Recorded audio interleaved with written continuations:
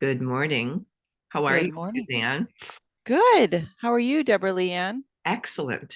Um, Still getting over sorry if I'm a little nasally, but I'm here.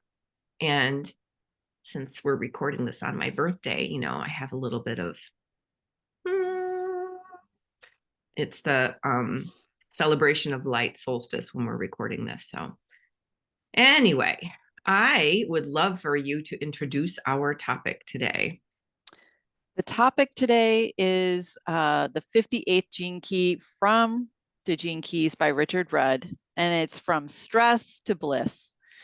It's moving from the shadow. We're talking about the Not three stress. different. No, it's called stress to bliss. Oh, got it.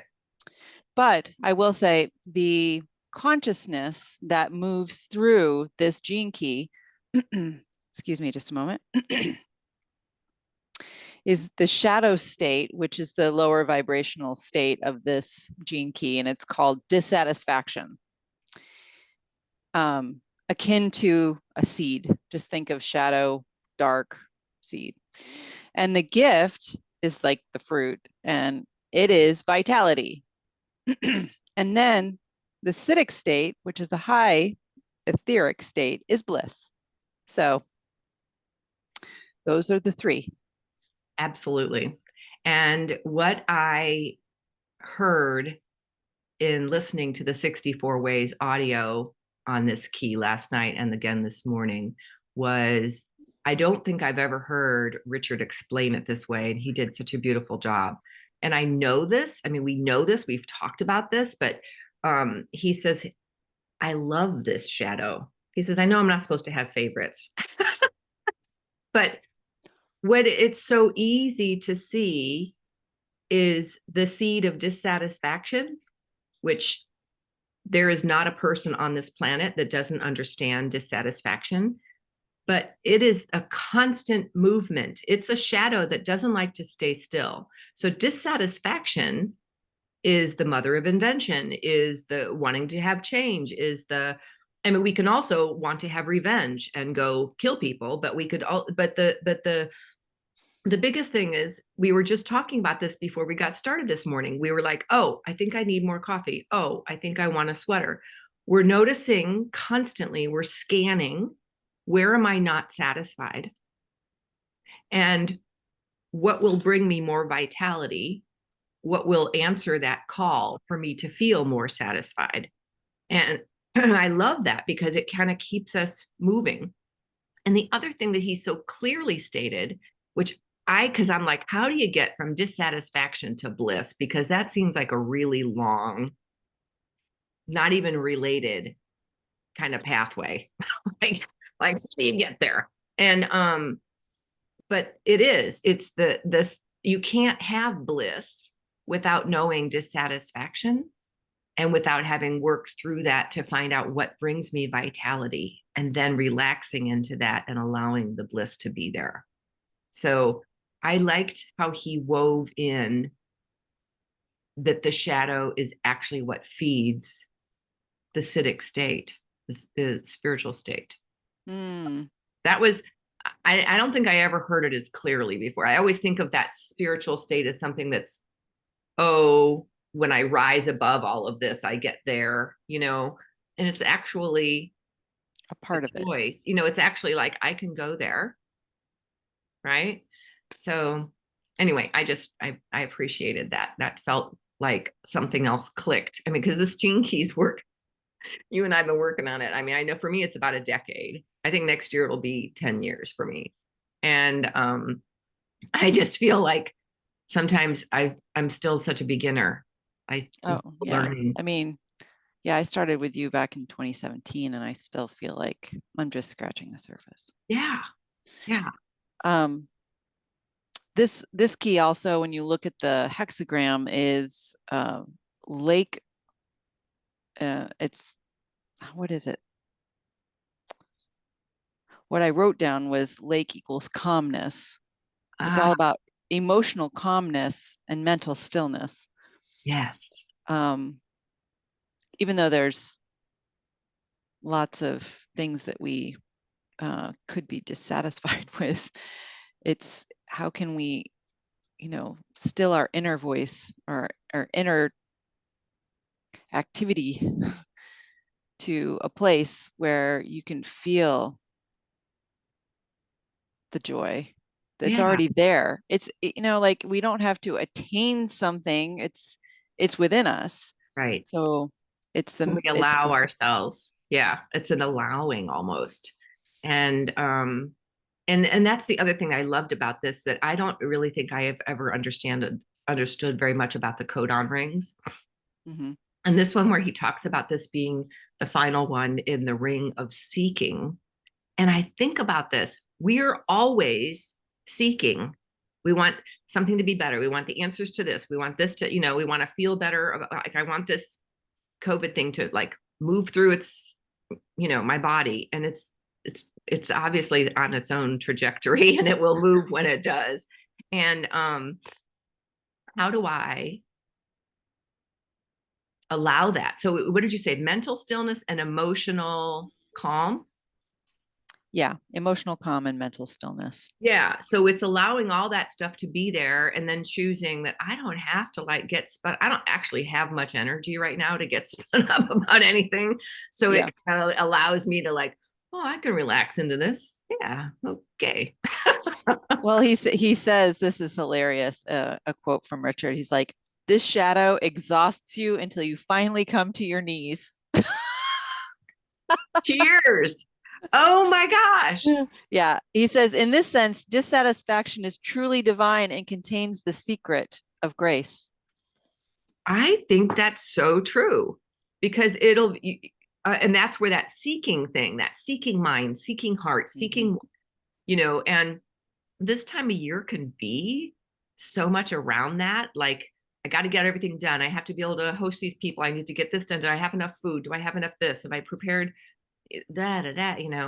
And I think of the days when my kids were little, and it was all about all of the Christmas experience for them, and the wrapping of the presents and the secret keeping, and but it was also the entertaining, and we always had people staying at our house. And I liked to decorate. I had this, and I sent Christmas cards. I laugh, like 300 Christmas cards a year. What, really? Like, that was all so important. And now I'm going, oh, Isn't, I mean, think about the trajectory of where we've come from to now. Um, our family is getting together, and yes, there is some gift giving when the kids come, but like my immediate family's coming, and we agreed no no hubbub. What we want to do is spend quality time together, eat some great food, and play games and do puzzles. that sounds like such a good time. That's I know, exactly what right? I want to do. And I'm hoping that Christmas Day is that for us, that we're over this enough that we can have John's daughters over, and maybe even one of my daughters. Yeah. So how much fun So that would be to just play cards and play yeah. games. So it's finding that natural rhythm, and that's where that yummy fountain comes from, like that that frequency of joy starts bubbling up when we can slow ourselves down from the Yeah. overspinning. And we don't need as much as we think we need, because when we slow down, it's like, oh, look at all the beauty that's right here right now, and we can feel it, we can allow it in. And to me, that's bliss. The other thing that I really appreciate is he said, these citic states, can you have a degree of, like, can you have more bliss or less bliss? No. It's bliss. And he said, and how does that differentiate from ecstasy or rapture or all of the other citic states? And he said, they're all the same. They just have a little bit different coloration to them, or a different sense of beingness. And I am really appreciating that. What's blissful for me, what allows me to drop into bliss, may not be blissful for you. Exactly. And And so does so, it have to be the same? And I'm looking at that about, but in partnership, very right. often, like when I'm listening to music that just is so yummy to my soul, John's like, Meh. and the same, the vice versa. Oh, So same. does not Yeah. bring me bliss. And I'm Yeah. like, oh, so So that's where we get to find and each is perfect. That's absolutely. the thing. Like you don't need to try to convince him that your music is the best or I'm sadder whatever. than yours. Yeah. Right. And especially right now, I love like classical Christmas, the Right. really just orchestral Christmas music. And it just warms my whole heart and soul. And he's like, hey, how long are we going to listen to this today? I said, give me one more hour. So, Yeah. so what do you have? Do you have anything in there about dissatisfaction in terms of the reactive and the repressive nature? Well, and I'm not really sure I understand this. So the repressive nature is none. NONE. Yeah. It says it's the only aspect of our genetic makeup that cannot be repressed. Okay. Because we all feel it and we all understand it. Yeah. And it's like the reason why we left Eden is what he's saying, Yeah. The reason for this is that it signifies vitality, and that's the life force, which is outside of our control. So you can't really repress it. Got it. Okay. So the reactive is interfering. In So what way? With others, with ourselves, with the no, life? it's a reaction that expresses itself through interfering with the natural flow of nature. It it causes cause our own discomfort and dissatisfaction. And so yeah, it causes more discomfort when we lash out or try to make something happen, and sometimes it's unconscious that we do that. I think that's um true. And I think to me, that's my over seeking. yeah. Like it's that like if I just keep, but what if I keep doing this? And if I keep if Yeah. and I'm learning that the more I'm trying to build this landing page for this registration for this course, I am my brain does not want to do that right now. And so it is really I start and I stop and then I start and then I Because stop. your nature is like not time yet. And Um, there is this thing about follow through and getting it done, but I am really been playing a lot around with sacred play a lot, and I'm going to be doing some talks on that. And the whole concept of what might be joyful in that moment to spark a new idea and feel it in your body so that it feels yummy. yeah. Like what about that Like if I want landing to go take page? a nap, are you telling me that's not a good time to Well, yeah, if your body's saying no, then go take the nap and take care of yourself. But my question is there any resistance to it, to the creating it, or is it just not time yet? I think it's mostly, I don't think it's that it's not time because some things I can do really easily because they're Mm-hmm. flowing. But for me, I think there's something about like every time I add a building block, it's one of those, add this section here. And I've got all the pieces, but I cannot get the puzzles to fit. And then it goes skewed and then it's off the page. And then I'm like, so that I get my design or my perfection, my Mm, dissatisfaction gets lit up. And then I just am like, eh. So yeah, dissatisfaction and I have a really good relationship. And I'm starting to notice it as an aspect of life. It's yeah. kind of like some food you like and some you don't. So, interesting. Versus being angry at the food. It's not Oh, I have to read this. This is really funny. okay. Um, he says the greatest difficulties arise when we occasionally taste the spontaneity of our own inherent joy. Mm, Because once we've tasted that experience, we crave it and we constantly try to recreate it. Only when we realize that dissatisfaction is simply a lower frequency manifestation of our life force pressuring us to evolve does this great miracle happen. And then we finally stop interfering with life and experience our true joyous nature. Like we don't have to strive for it or work hard to get there. Are you sure? Because I really like working hard so that I could get so tired that and so frustrated, and then I just throw the whole thing in the trash.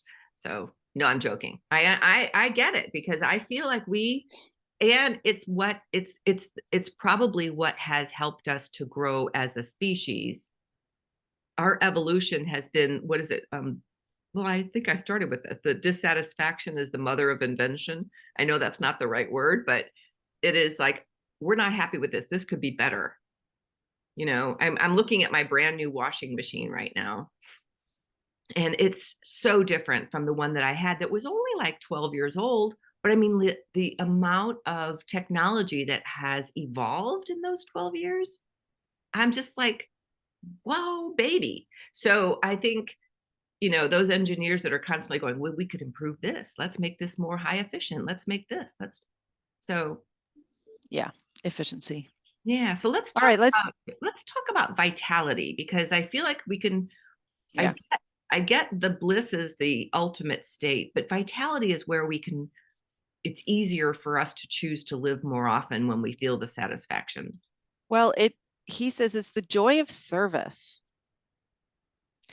And think about that for a minute. When we are giving, um, at that frequency, your dissatisfaction starts melting away because you can't, I dare anyone to be of service to someone else and experience dissatisfaction. That's a challenge. I want to challenge anybody that's listening. I think that's why we used to every year, we did a big a coat drive, and we went and took them with a bunch of sandwiches to homeless shelters. We would all get together and somebody would bake cookies and somebody would put them with an apple and with a sandwich that we made in these little bags, and we would take them to like 3 different homeless shelters. And it was so much, well, we enjoyed each other too, the group of people that did this. But then we would take the kids, and we would all go Christmas caroling at nursing homes. And these people, my kids were so little, and they'd be like, why are all these grandmas and grandpas there by themselves? Where's their families? And I'm like, um, but they would be completely like unable to move in their beds. But when we would come in and sing songs to them, they would tap, or you could see their mouths move to the fa la la la la. And I'm just like, oh. So, you know, we would spend such a beautiful day doing that. And it was like complete giving. And to do that every year at the holiday season was more fun than a lot of the other things that we do at this time of year. I don't know why I don't do that volunteer thing more often. I guess I volunteer every week at the food co-op. Yeah. I mean, That you is pick and very choose. pleasurable. Yeah. Yeah. You pick and choose what feels right for you. So being in service is a way to feel that vitality. Yeah. The joy of it. And, you know, when you have that freedom of being of service to others, you have that outlet, and most times when you are giving that way, like without any expectation of anything in return. This is something that I actually also learned from Jesse Elder, and it's instilled in me that you give, and you can like send a love note or send something to someone. Doesn't necessarily have to be physical, but could be a message, and not expect anything in return. Like that's not the goal. But notice how you feel when you've sent that love that way. Hmm. You can feel it in your body Mm-hmm. because you are encapsulating something and giving it away. a blessing or yeah. I love that. And I used to do gratitude cards around Thanksgiving to all my friends and family and clients and stuff. And I kind of have gotten away from that. I really love writing those notes because they were individual for each person. That wasn't like a blanket happy holidays, with Yeah. gratitude for serving you this year. Yeah. um, Well, and just yeah, imagine being on the receiving end of somebody that's just showing up and sharing love to you. I mean, that fills their cup as well. But you absolutely. can't be harmed from being of service in that way. I love that. And it doesn't have to be anything special. This is the thing where I am always like, oh, to be in service, I have to like save the planet from climate change. I mean, it's like, oh, it's always got to be so big versus, oh, I can freaking write a card and send it to somebody. Huh. Imagine each one of us did that at least once. And How it how it would how it would improve the aspect of the whole. yeah. I To think about the people in Ukraine right now and in Israel and the Palestine, Gaza Strip. I can't imagine what their holiday is going to be like this year. Um, so send them love so they yeah, can feel it, you know? collectively do that right now. Yeah.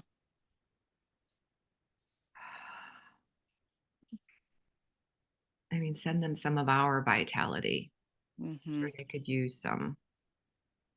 Yeah, And and the more that you give, the more it comes back.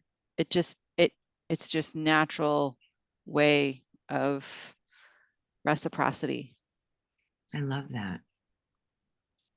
And that's the vitality. So, do you want to help me figure out how sacred play would fit into this?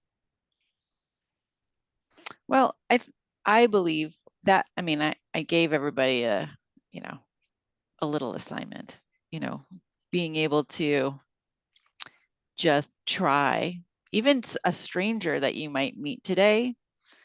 I usually, that's kind of how I show up is even in strangers, like in a line or saying a kind thing to somebody, noticing something about them or whatever you are sensing. That could be a sense of service. Um, and it's sacred because if you are in the present moment with somebody and you're connecting with them and you're showing up, then you it doesn't play doesn't have to look like colored markers and singing per se. And then, Right. I was having a conversation the other day with somebody and they said, "Oh, I don't have time for play." And I said, "Do you realize that your whole life is a play?" Mhm. And so how are you choosing to show up in your play? To Are you choosing to show up and be frenetic and like hectic and, taking care of everything, everyone else before you take care of yourself and getting really clear about what you're here doing? Yeah. I think So, I think that we have such a weird stigma around, and I do believe it comes from our puritanical roots here in the United States, is and other places in the world too. But there's this dogma that you have to work hard, and idleness is the devil's plaything. And it's like we aren't allowed to be still and be playful and to just, I mean, we don't even, very different from a lot of societies, we don't value artists. I remember when I was a kid and I told my, I don't know, aunt or somebody that said, "What are you going to be when you grow up, Debbie?" And I was like, "Oh, I want to be an artist and an ice skater and everything else I listed." And she said, "Oh, no, what else do you want to be? Because you can't make any money at that." yeah, it's kind of like put the kibosh on a lot of people. Well, look at me. And now I'm like, "Oh, pick up a paintbrush." That's like, that's like, and Yeah. it's a weird um rewiring to do that, that I get to play. That is my birthright. So I know we got off Yeah. on the sacred play, but I just feel like it is a way for us to regain vitality and Yes, to be in service. Because when our absolutely. energy is spun up and happy and creative, what are we sharing with the planet? Yeah, you're No sharing sparkles. Okay. Sparkles, sparkle. people. Oh, Spread some more sparkles. Unicorn. I'm liking this. Okay, I know we're getting close to time, but I wanted to, how can we play with lighting ourselves up in a way where our bliss can become contagious, our vitality can become contagious, because our dissatisfaction is absolutely contagious. So Right. to play with the vitality of that, I think you and I do this when we come together, because Mhm. by ourselves, I mean, we're kind of like spinning in our own little orbit of sparkles. But, when we come together, it's like, But you, yeah. yeah, So, yeah. And I mean, bliss is something that really happens internally. But I definitely feel as though, I mean, you have to understand your energy and how it impacts everybody else around you. And so the most important thing in life is to feel that within you. Let me repeat that again. The most important thing in life is to feel resonance within you, because everything that you are comes out yeah, into the world we're radiating all the time. all the time. So So where what was that whole thing about allowing bliss by calming? There were two things: stilling the mind and calming the energy, the emotions. Is that what it was? Mhm. And to me, those seem very doable, which means bliss doesn't have to be this unattainable, I can't, Right. It's you know, calmness. and It's it's being, it stillness. feels very centered. Emotional calmness and mental stillness. You're not fragmented. You're not zit, zit, zit, zit, zit all over the place. You can come into this still now moment and stay present. I feel like it's partnered with presence, but it is in the ring of seeking. So, Mm. So there's something that I wanted to, he was talking about cultivating the practice of bliss. And he said, think of any spiritual teacher, Christ or Buddha or somebody who you can learn about. And it's kind of like you're invoking or you're calling that essence into you. Even, and I love this, even a love relationship where you felt bliss, if you have experienced it, the seeds are there for you to experience it again. So, I do this with clients a lot, with let's come back to a moment, recall a moment when you felt, oh my God, the world is beautiful. I am beautiful. I am exactly where I'm meant to be, and you recall that moment and you hold that energy in your body, and your body doesn't remember, doesn't go, oh, well, that was in 1982. And that, it's like, oh yeah, this is what I'm feeling. And so we can kind of create the muscles or strengthen the muscles or create a memory of bliss in our body that we revisit, and that focus allows it to grow bigger yeah. within. So it's like playing a new record. It is. Yeah. And so that changes the trajectory. It's much like our epigenetics. Yes. And then So our body is going, oh, the cells are going, I have to spin differently to be in that bliss state. Okay, you know, yeah.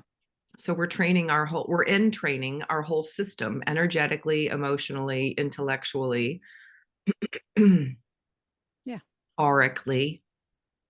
So, sweetheart, I just want you to know how much I love doing these with you. And thank you, thank you, thank you. Yes. Thank you. Thank you. Do we want to close with anything before? Because we're at, Um, are you feeling a deck? I've got 3 of them right here. why don't you pick one today? Which one feels like it might add to our discussion on bliss, on service, on vitality, on Hmm. cultivating that practice that allows us to revisit it? Hello, Hi, you wisdom. Colette. I have Colette Baron Reed. Let's just see what bliss might pop out. What do we need to know this week? And just breathe into it. Top, middle, or bottom? Top. Hmm. It's no place like home. You know how we like go inward, right? In the calming of our emotional winds and stilling of Yeah. that crazy mind. I love this card. It's a secure resting place. Okay. Home feels safe and secure. It's a comfortable place to rest and create, a place that is known and you can call all your own. It signals that your ability to trust yourself and feel at home in your own skin is the beginning to solidify as you claim your dignity and your integrity. Aspects of yourself no one can take away from you. Hmm. You know who you are. You hold your head high, yet with neither pride nor humility. Instead, you stand as the observer, seeing through the eyes of your soul. This puts you in a position of power and strength. Authenticity is your home, and you are safe here. It is the house of your spirit and spirit. Of your spirit and what? Capital Spirit. Your Oh, spirit and your spirit divinity. and spirit. Got it. Whew. Home, Yeah, nothing like being calmness, home for the holidays, centered. right? Yes. I love that. I say we peace out here. Take good care, everyone. Enjoy your time with however you spend this end of the year, these holidays and the holy days. Many blessings.